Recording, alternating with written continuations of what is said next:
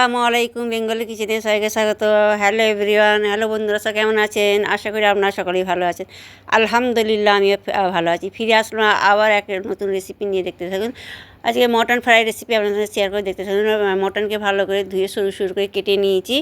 নিয়ে এবার মধ্যে আদা রসুন পেস্ট দিলাম, লবণ দিলাম, লঙ্কা গুঁড়ো, হলুদ গুঁড়ো, জিরে ধনে গুঁড়ো, গোলমরিচ গুঁড়ো, সাই গরম মশলা দিয়ে সমস্ত মশলা দিয়ে দিলাম। দিয়ে এর মধ্যে পেঁয়াজ কুচি দিয়ে দেবো। পেঁয়াজ কুচি দিয়ে দিলাম।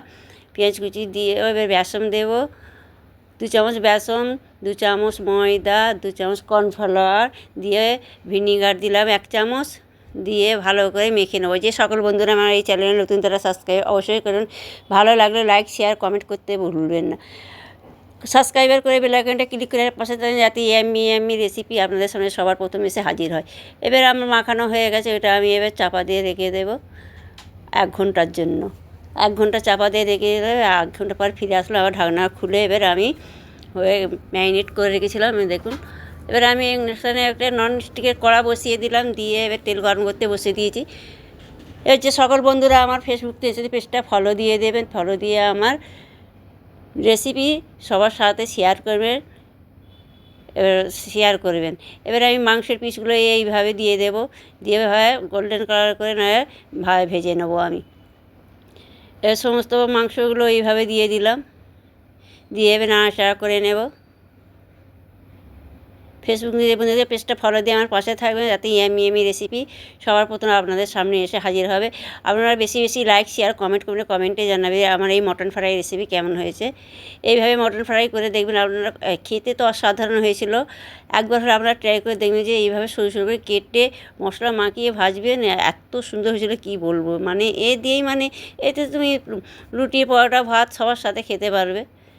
হ্যাঁ, এরম করে ভাত, ডাল আর মটন ফ্রাই দিয়েই তো ভাত খাওয়া যায়। এইভাবে আপনারা করে দেখবেন। একবার ভাজা হয়ে গেছে, আবার এই একইভাবে দিয়ে দিলাম মটন মাংসগুলো, দিয়ে ভালো করে এবার নাড়াচাড়া করে ভেজে নেবো। গোল্ডেন কালার করে ভেজে নিতে হবে। আপনারা কে কোথা থেকে দেখছেন এইভাবে দেখছেন আমাকে কমেন্টে জানাবেন, তাতে আমি আপনাদের থ্যাঙ্কস জানাতে পারি।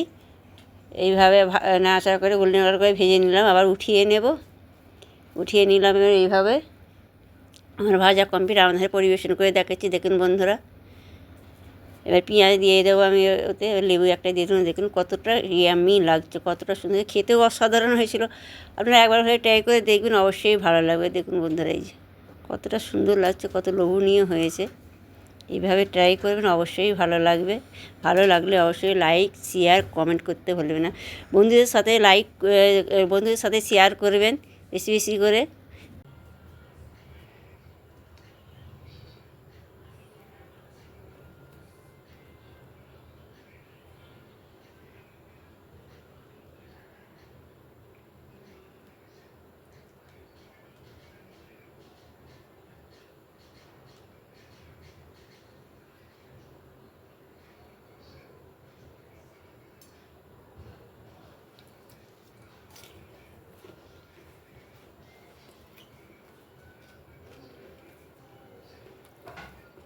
বন্ধুরা, হেভি টেস্টি হয়েছে, হেভি ইয়ামি হয়েছে।